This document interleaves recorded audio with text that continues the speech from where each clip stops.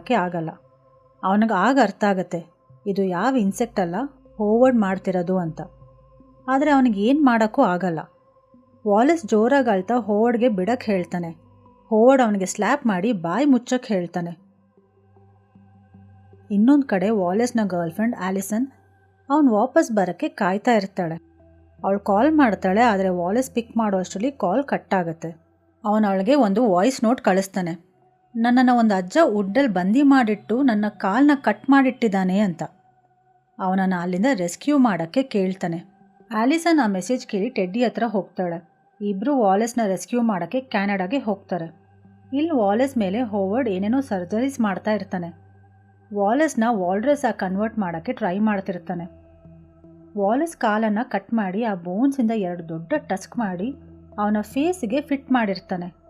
Walls ಫಿಂಗರ್ಸ್ನೆಲ್ಲ walrus ಕೈಯಂತೆ stitch ಮಾಡಿರ್ತಾನೆ.